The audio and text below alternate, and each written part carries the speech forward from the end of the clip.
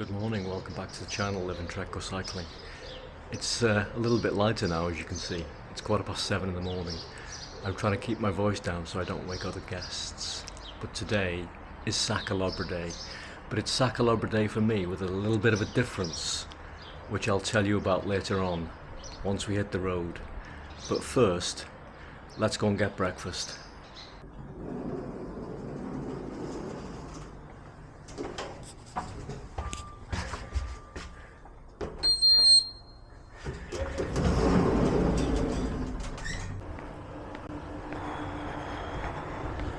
Fingers crossed it's open. Fingers crossed it's open. 7:30. Come on, doors open. Come on, doors open. Yes. Yes. Buenos dias. First one in.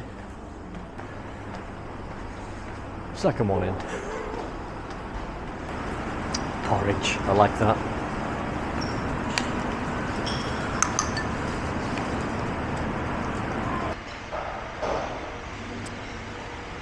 The second course.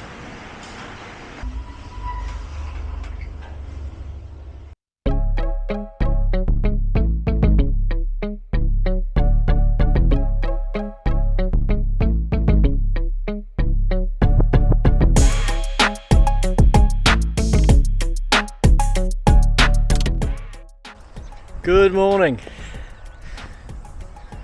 Can you see that sky? Not like that back in the UK. It's around about 8:45 in the morning.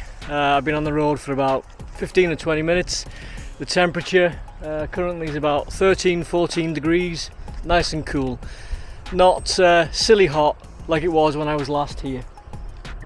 Today is Sa Calobra Day, but it's Sa Calobra Day with a difference. And the difference for me is, having ridden it twice before, today I'm riding the same route but in reverse. As I was saying, I've ridden Sa Calobra twice previously, and I wanted to do it on this occasion, this time on the island. I've never filmed it previously, but today obviously I'm filming it. And I didn't want to ride the route the same way that I'd done it the previous two occasions. I wanted to do it something different. So all I've done is reverse the route on Garmin, something fresh. I'm a little bit nervous. It's a tough climb, but I'm looking forward to it. And during this video, I've got 5 tips for you that you need to think about if you're riding Sa Calobra for the first time. So the time is actually 5 to 9. It's bang on 13 degrees C.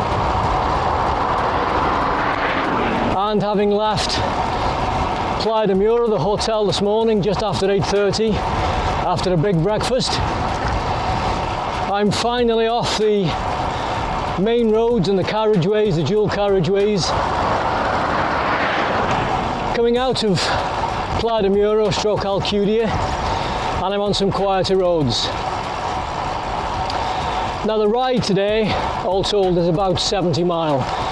It should be the same distance and ascent as the two previous occasions that I've done this route, albeit previously in the opposite direction. So 70 miles, and according to Garmin, about 7,100 and something feet. And if I look at the head unit now, we've done some climbing, but not enough to put a dent in that number. 6,972 feet to go. And 66.19 mile left remaining. I'll put the kilometers and meters conversion up on the screen.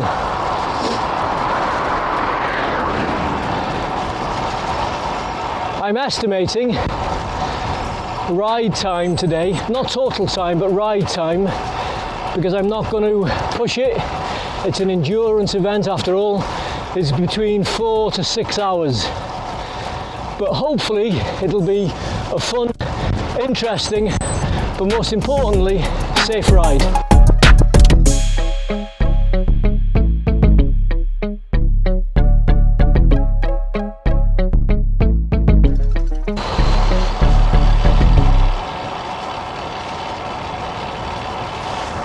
Foreboding is the word that I choose to describe how they look.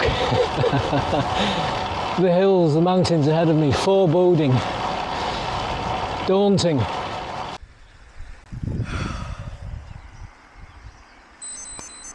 Bloody cars.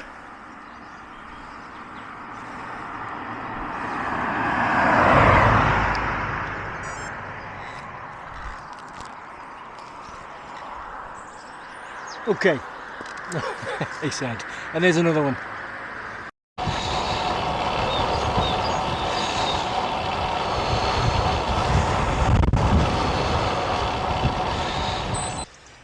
As you can see, I've moved positions because the last road was a bit too noisy with traffic. Anyway, point number one, or tip number one of your 5 is your strategy. And what I mean by that is you've got to decide how you're going to ride it, how you're going to tackle it. Depending on where you're staying in the island, are you going to ride up to the climb, up to Sa Calobra from where your hotel is or where your accommodation is, or, as is possible, and as some people do, are you going to get bike transport from your hotel up to the base of the climb, or up to the top of the climb, up to the top of the descent, to go back down? Option 1, riding to it, is obviously harder because you climb several thousand feet before you get to the top of the climb to descend down to the port in order to come back up, because if you don't know, it's basically one road in and one road out. Doing it that way, by the time you get to climb back up, you will have accumulated quite a bit of fatigue. Option 2 is the easier way of doing it and the fresher way of doing it.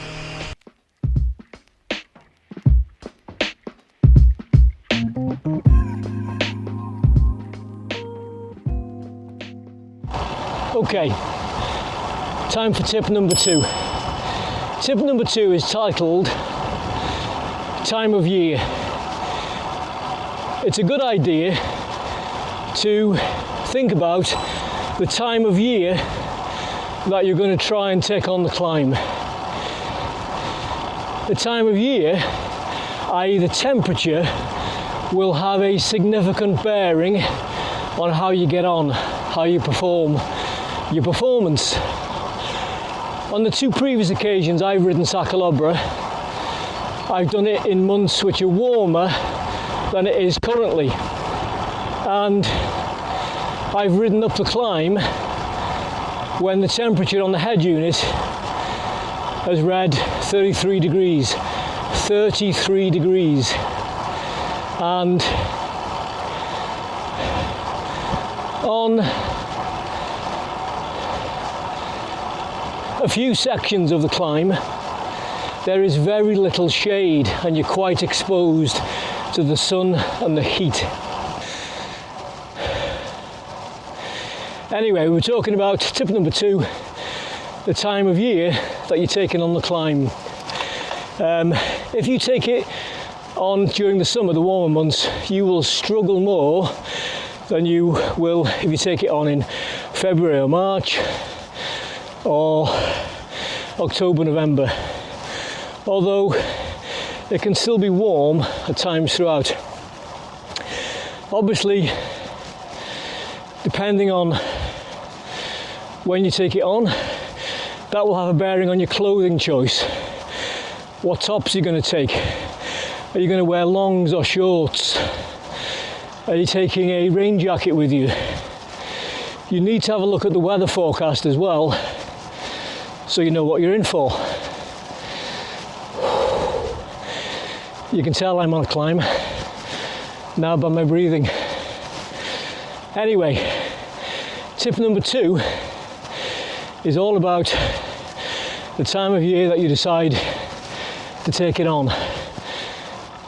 Research the weather, plan your clothing choice accordingly, don't get caught out.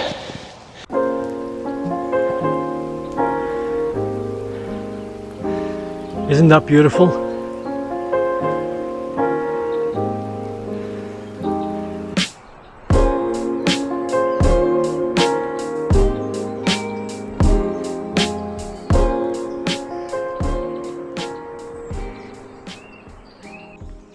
Tip number 3 is fueling, and you don't want to get this one wrong. If you do this ride, think long and hard about your fueling strategy. What fuel you're going to need. The more you take, the more you carry, the more weight you've got with you. I get that, but you don't want to run out of food or drink on this ride. Today I've got 2 bottles with me. Don't know whether you can see that on the bike. And in both of those bottles is an energy drink. I should drink 1 bottle the first half of the ride and 1 bottle on the second half of the ride at a minimum. I'll probably do more than that and fill up somewhere later. I've got 4 gels with me and 2 energy bars. A lot of people don't get on with just energy gels. I don't seem to have a problem with them, but I've got 4 today. I always try and keep 1 as an emergency for if you hit the dreaded bonk, which you don't want to do. And I try and eat and drink a little bit, not a lot, once every minimum 30 minutes. And having said that, I haven't done that. I haven't had anything to eat yet, and I've been on the road an hour. So I'm not following my own advice there. But your fueling strategy is critical. Think long and hard about the food and drink you're going to carry on your ride. You do not want to bonk coming back up that hill. Believe me. I've just done tip number 3, which is all about your fueling.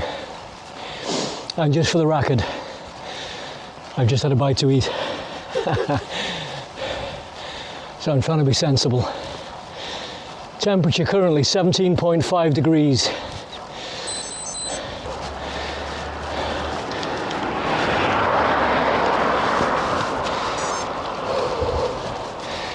Buenos dias.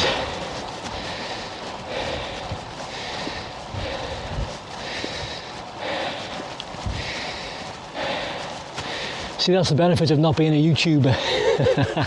You're not weighed down by camera equipment. Not that I'd be much faster if I wasn't carrying the camera equipment that I am.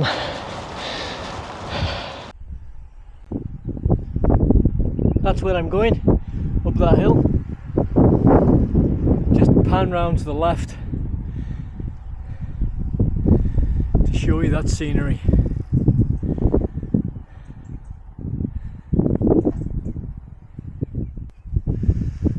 Now that is some view. All the way down there I can see the sea. Can you see that in the distance? Beautiful. Officially at the top of that climb, the Col de Femenia. 515 metres. And you won't be able to see it on camera. I'll take a photograph of it in a second and put it up on screen.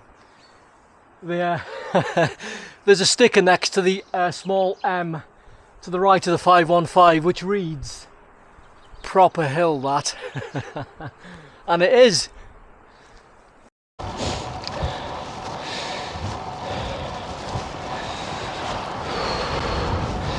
On the subject of weather and temperature in particular, once you start climbing and the sun goes behind the clouds or you enter a bit of shade, that temperature, the old mercury can drop. A few minutes ago I mentioned it was 16, 17 degrees. It's now down to 12, a 4 or a 5 degree drop, which isn't insignificant.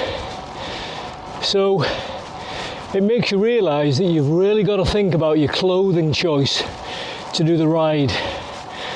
I'm wearing 3/4 today. I nearly wore shorts, and I'm glad now that I didn't. This far in the ride, at this point in the ride, 3/4 was the good.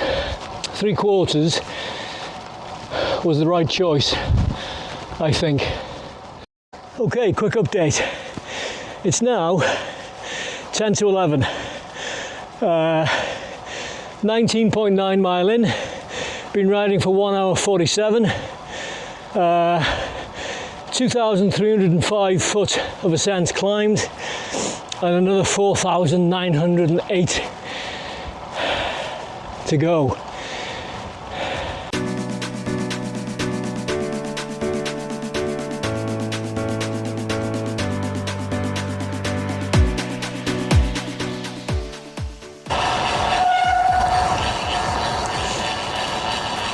Just ahead of me there is the turn off for the monastery. Not going there today. Have been there before.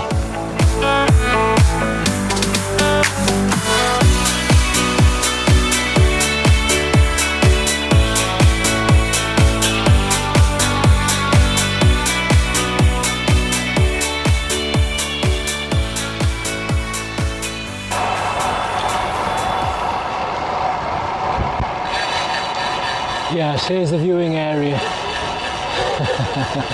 Mandatory stop for some footage.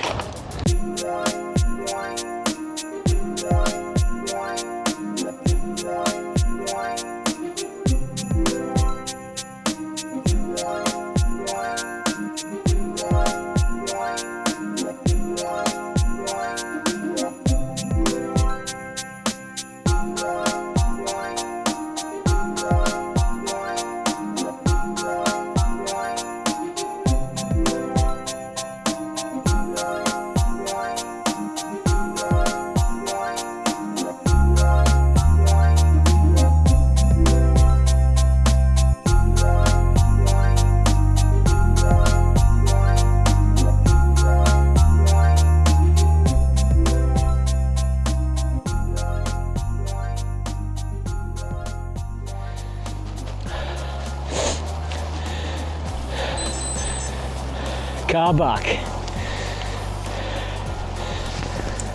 No, it's not, it's a coach. That's good timing, because I was just going to mention the coaches. We'll let him get past, and assuming I survive the encounter, I'll tell you all about them. Let's keep the camera rolling.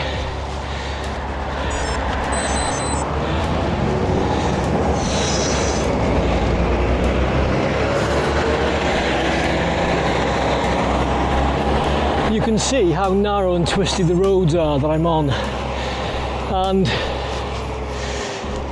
this leads me nicely onto tip 4. Tip number 4 of 5, and that is the coaches, or the vehicular traffic, the vehicles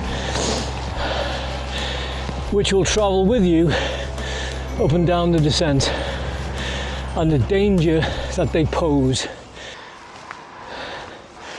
The place where I am currently, the arches ahead, up that road ahead is towards Gorgblau and Soyer. I think I'm going that way in a couple of days' time, and it's that way towards Sa Calobra.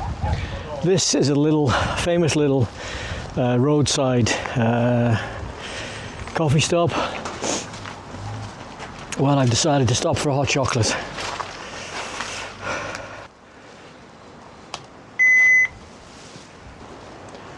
Cheers. Yeah, so we were talking about tip number 4.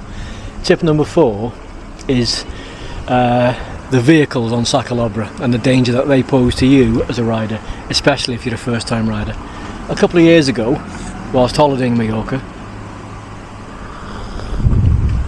I did a group ride from the hotel that I was staying in, and the ride leader, on fetching us to Sa Calobra, warned us in particular about the coaches as you descend the climb, and he said that he would go in front, and he warned us not to overtake him. He warned us especially not to overtake the coaches, and he said they don't know that you're there, they don't care that you're there. The roads going down Sa Calobra are twisty, they're narrow, they are hairpin bends, and at some points you can't get past them, and maybe you'll see for yourself as I put the camera on as we go down the mayhem that the traffic can cause, but you've really got to be careful. So tip number 4 is be very careful, keep your wits about you as you go down, and the danger posed to you by the vehicles, especially the coaches.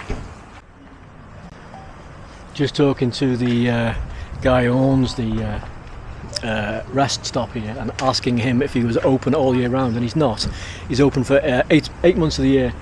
He only opened a few days ago. He was telling me I think between March and October he's open, so that's worth bearing in mind. but it's a handy little stop. It's well placed, either to stop off before you hit the climb or once you've done it and you're on your way back down. It's an opportunity to rest either before or after. A welcome rest. Okay, time to press on to the top.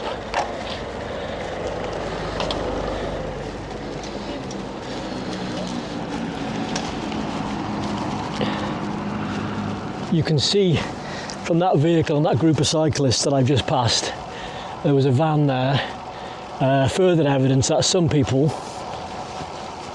will get a lift to the base, and so they're nice and fresh, and they'll climb the short way up to the top to begin the descent down into the port, where they'll turn around and they'll come back up and they're nice and fresh to do that. It's 12 kilometers down to the port itself. We're not quite there yet, to the top of the climb, to the top of the descent down into the port. 2.5k to go. So, having done so far, let's have a look. 3,144 feet. It's still giving me another 2.5k. It's still giving me another 2.5k before I get the chance to descend down to the port. And as I said earlier, I will stop at the top of the descent and tell you how much climbing I've done in total before we begin the descent down. I haven't quite reached the top. I'm nearly there, but I'm just pausing to show you the scenery behind me and the road that I've just come up, whether you can see that on camera. Bit of the road there, then down there, and just that way in the distance, you might not be able to pick it up on camera, you can see the arches where I stopped for that hot chocolate. Then there's the sign for the Col del Race, 682 metres. That's what I'm about to descend down to the port, and presumably that will be the ascent back up. Okay, let's pause here for a moment. It's now 11:56 a.m. I've ascended to get here 3,669 foot. So that's quite a bit of climbing that you've got to do to earn the right to climb out of the port and up the climb known as Sa Calobra. The road that you see ahead of me, that those cars have disappeared, one way in, one way out. And I'm going to start my stopwatch and see how long it takes to get from the top down to the bottom.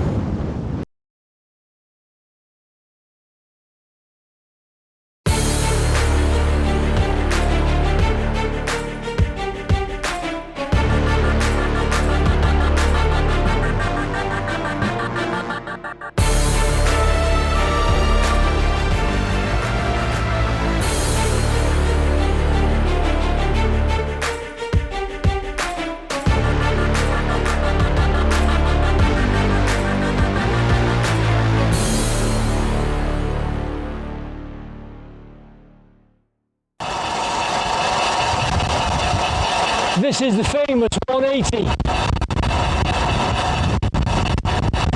It's right near the top, where the road curves round right the way back on itself when we go under the bridge. There's another cafe stop here. I'm guessing there's a toilet there as well. I've never stopped there.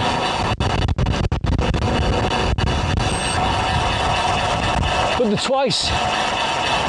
the two times previously that I've ridden this ride, today is certainly the coldest and the windiest that I've done it.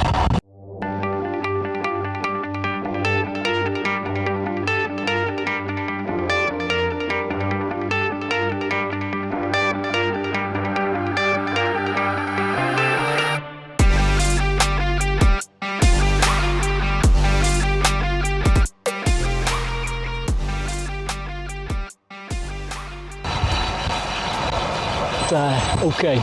I'm going to stop here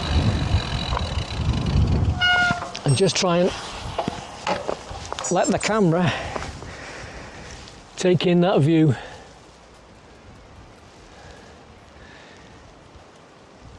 The bottom is so far away you can't actually see it yet.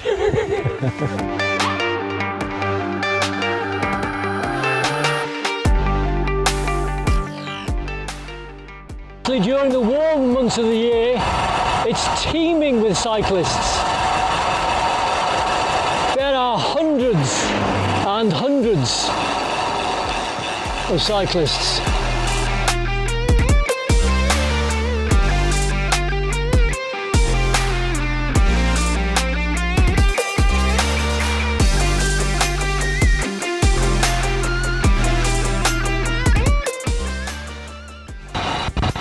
This feature, the rock overhang, is my favourite feature.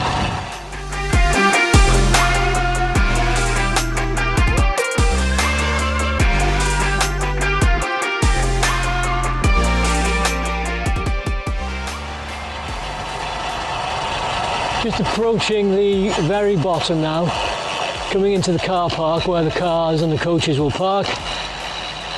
Last few hundred yards until we get to the port at the bottom.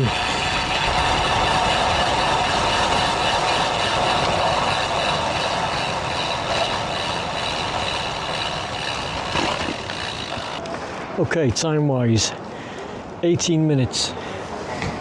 18 minutes, 15 seconds to get down.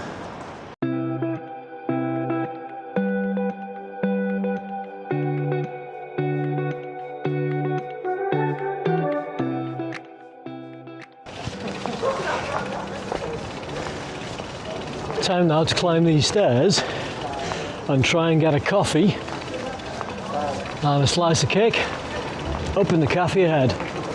Hola.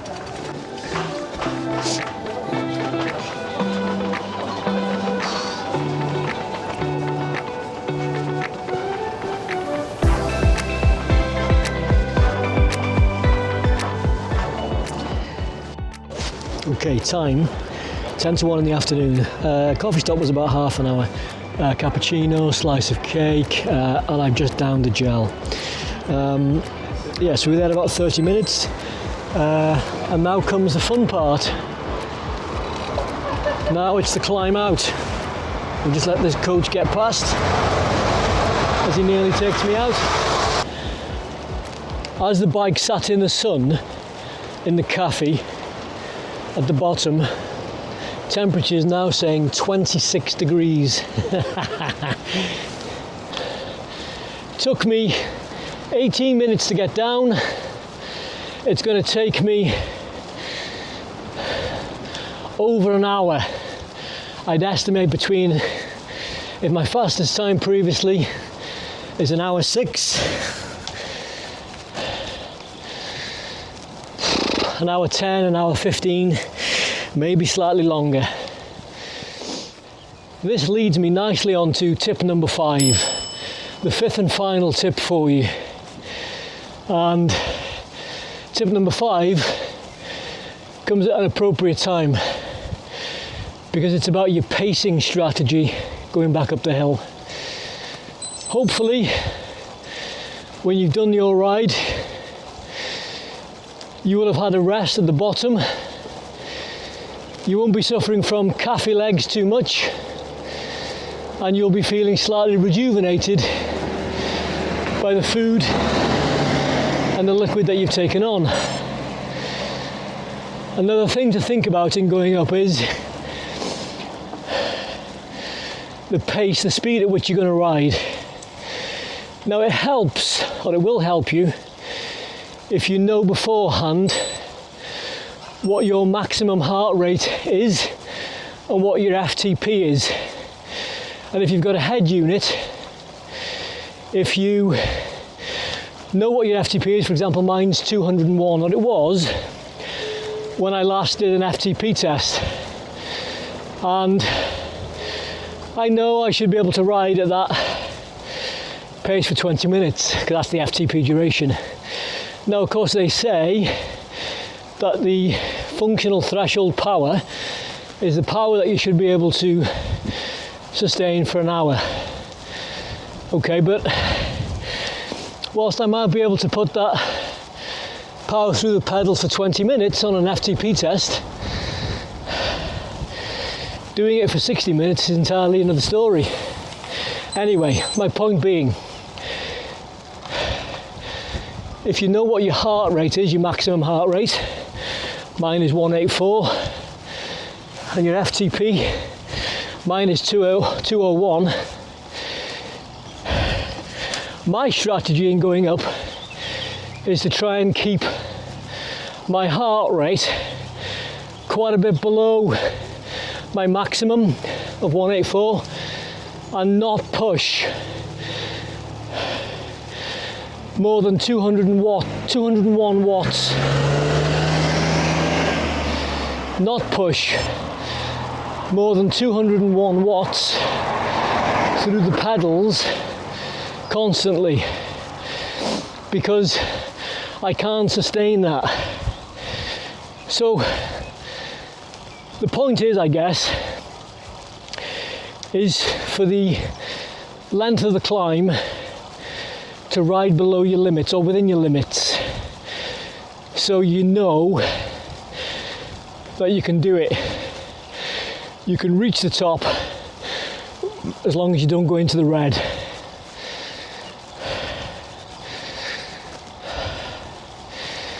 Tip number 5 is all about your pacing strategy to get back up that hill.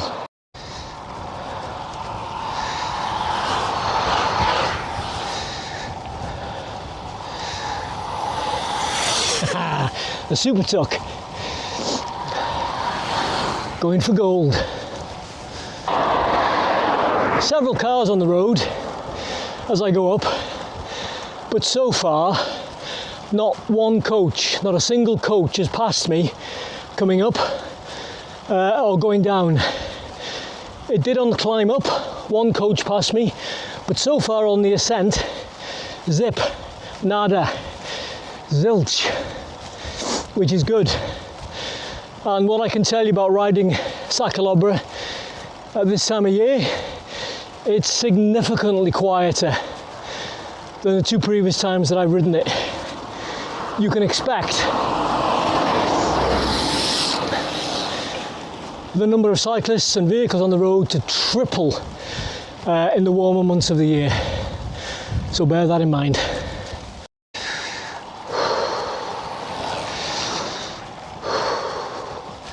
"20 degrees just before I came into the shade. Heart rate 165, so that's within my target range.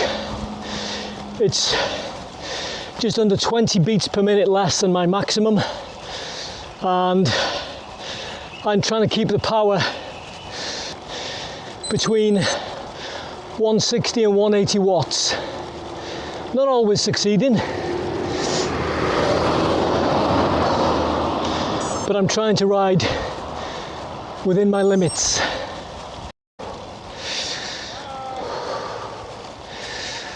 "560 foot of ascent remaining, according to Garmin, and just under 1.4 mile.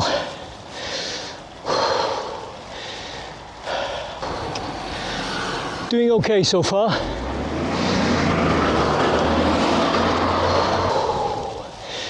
Pleasingly, on the ascent so far, I haven't physically felt the need to stop.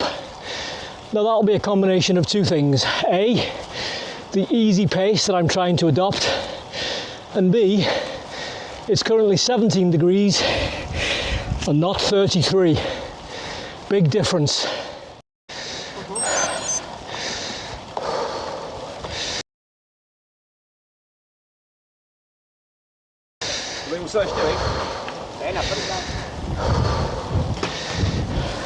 Oh, I shouldn't laugh, I've been there. Just as I passed those 2 taking photographs, slight gust of wind, I heard a bike fall over. If it's his pride and joy, my heart goes out to him.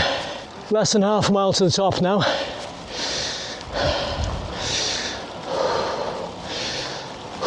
.34 of a mile, 130 foot. Happy days. Garmin just told me climb complete, 1 hour 3 minutes. The official signpost is just ahead of me, and it's a welcome sight.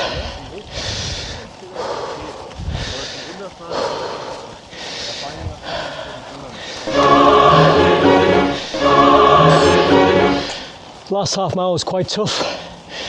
On at least 2 or 3 occasions there was a wind into me, making it even harder.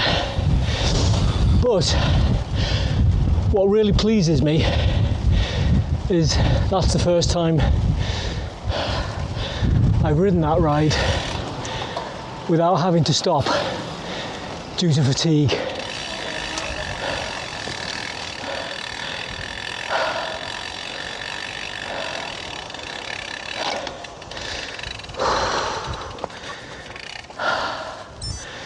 So that's good.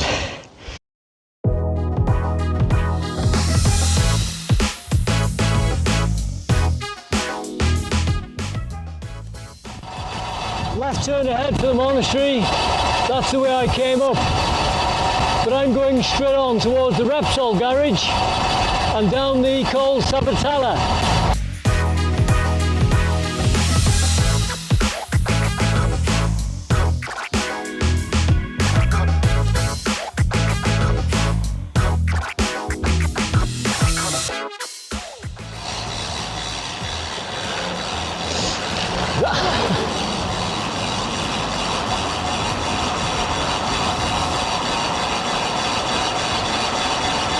Obviously out of the hills now, or down from the hills, back into civilization.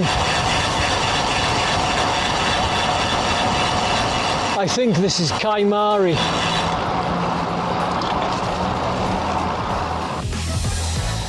So the 5 tips that I've offered.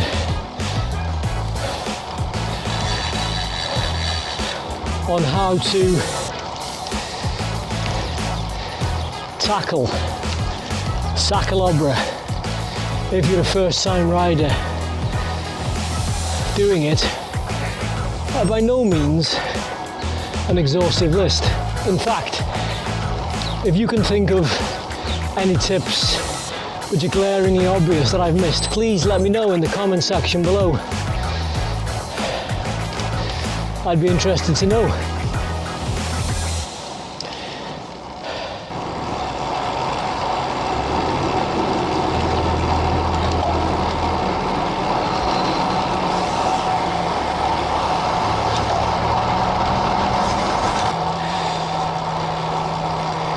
Just under 9 miles to go.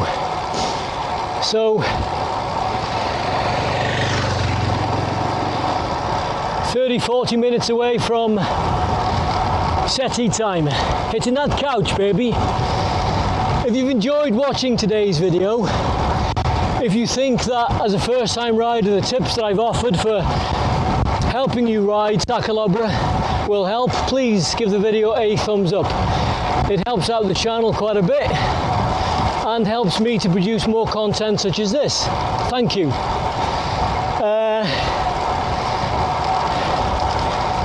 Over 90% of people who watch our channel are not subscribers. I think it's about 94%. So subscribing doesn't cost you anything, it's free. Again, it's something that really helps out the channel. If cycling content such as this is your bag and you want to see more, hit that subscribe button. I've got some more videos, some good content coming up. So hit that subscribe button, click that notification bell, make sure you don't miss the upcoming content.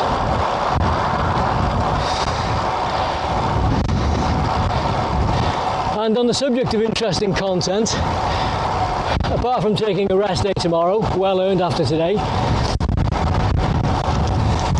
I have a longer ride coming up the day after, where once again I'm doing Puig Major, albeit this time with a difference. Two differences. Firstly, I'm not stopping at the tunnel above Soyer. I'm going down into Soyer, and the plan is to have lunch there and come back. So that will probably be the longest and hardest ride that I've ever done in Majorca, assuming of course that I complete it. The second interesting fact about Wednesday's ride is who I'm riding with. I'm riding with two fellow YouTubers, Mike and Julie Wheeler, who own and run the channel Wheelers at Large. I've been a subscriber to their channel for a while now. They produce good content. So if you want to see me ride with Mike and Julie, I'm looking forward to that. Hit that subscribe button, make sure you don't miss it. Okay, that's it. Ride complete. Just got back to the hotel. Total ride time 5 hours 52 minutes. Total distance 71 mile, just over 71 miles, 71.23. Total ascent 7,243. 5 to 4 in the afternoon. What time did I leave? About 8:30. So I anticipated between 4 and 6 hours ride time. 4 was very optimistic, so it turned out to be just under 6. So that's it. Thanks again for watching. Into the garage now with the bike, wash it, check the tyres, make sure there's no cuts or tears, make sure it's ready for the ride in 2 days time.